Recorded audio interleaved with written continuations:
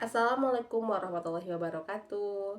Pada kesempatan di video ini saya akan berbagi tentang hasil komunikasi saya dengan pihak konselor yang berada di KUA Indihiyang Tasikmalaya, Kota Tasikmalaya. Nah, untuk kemarin untuk pelaksanaan komunikasinya, saya melaksanakan komunikasi pada tanggal 20 Mei 2025 dengan pihak KUA-nya seperti itu. Nah, di sini karena ada tugas dari mata kuliah konseling lintas budaya terkait pembahasan kasus pada orang yang menikah beda agama dan beda budaya, saya mendapatkan salah satu kasus, yakni di sini menggunakan nama samaran ya. Untuk nama prianya itu adalah Ahmad, usianya 30 tahun. Beliau merupakan warga Indihiyang, Kota Tasikmalaya dengan budaya Sunda dan agama Islam. Kemudian untuk nama wanitanya ada Clara. Di sini nama samaran juga, berusia 28 tahun, asal Manado, beragama Katolik dan suku Minahasa.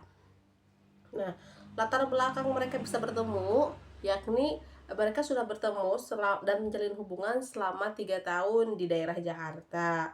Kebetulan dua-duanya itu bekerja di salah satu perusahaan BUMN milik pemerintah dan berkenalan di sana, menjalin hubungan, dan akhirnya mereka berencana untuk melangsungkan pernikahan di kampung halaman Ahmad di Indihiyang, Tasikmalaya. Nah, tetapi karena adanya perbedaan, sehingga ada tantangan budaya dan agama yang harus mereka lalui. Nah, perbedaan adat istiadat antara suku Sunda dan Minahasa termasuk dalam prosesi pernikahan dan tradisi keluarga. Kemudian, keluarga Ahmad mengharapkan prosesi pernikahan ini berjalan sesuai dengan adat Sunda dan sesuai dengan syariat Islam. Sementara keluarga Clara menginginkan upacara pemberkatan di gereja Katolik dan menggunakan adat Minahasa seperti itu. Perbedaan keyakinan antara Islam dan Katolik menimbulkan dilema dan menentukan tata cara pernikahan yang sah menurut agama masing-masing. Nah, berdasarkan pernyataan dari konselor di KUA, beliau pun melakukan proses konseling dengan kedua belah pihak karena ternyata memunculkan permasalahan. Nah, di sini untuk tahapan konselingnya, yang pertama setelah saya analisis terdapat identifikasi masalah, yakni perbedaan agama dan budaya sebagai sumber konflik. Kemudian tekanan dari keluarga masing-masing mengenai prosesi pernikahan yang harus mereka lalui seperti itu.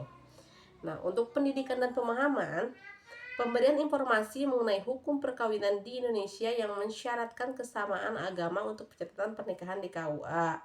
Namun, hal ini bisa didiskusikan, dengan adanya perbedaan pun tidak apa-apa.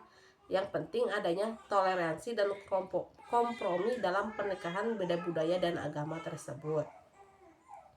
Nah, untuk pengambilan keputusan, akhirnya Clara pun mengalah dan memutuskan untuk memeluk Islam agar pernikahan dapat dilangsungkan dengan sesuai syariat Islam dan juga adat Sunda. Dan keluarga Clara meminta keputusan tersebut setelah melalui diskusi dan pemahaman bersama.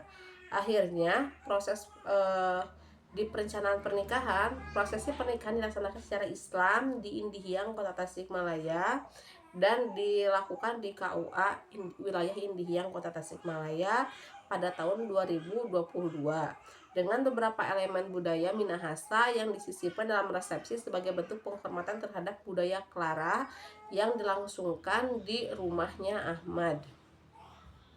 Nah, untuk hasil konseling terdapat hasil keputusan bersama di mana Clara memeluk Islam dan pernikahan dilangsungkan sesuai dengan hukum Islam dan adat Sunda. Kemudian, elemen budaya Minahasa diintegrasikan dalam resepsi pernikahan. Nah, di sini terdapat dampak yang timbul. Yang pertama, keluarga kedua belah pihak dapat menerima perbedaan dan menjalin hubungan yang harmonis. Kedua, pasangan mampu membangun rumah tangga dengan saling menghormati perbedaan budaya dan latar belakang. Meskipun ada perpindahan agama yang dilakukan oleh Clara mengikuti keyakinan yang diikuti oleh Ahmad seperti itu. Dan untuk pelajaran yang diperoleh, pentingnya komunikasi terbuka dan pemahaman dalam menghadapi perbedaan budaya dan agama, serta peran konseling sangat membantu dan menjembatani perbedaan dan menemukan solusi yang diterima oleh semua pihak. Nah, sekian untuk pembahasan kali ini. Nanti di lain waktu kita bisa bahas masalah-masalah selanjutnya ya. Terima kasih. Wassalamualaikum warahmatullahi wabarakatuh.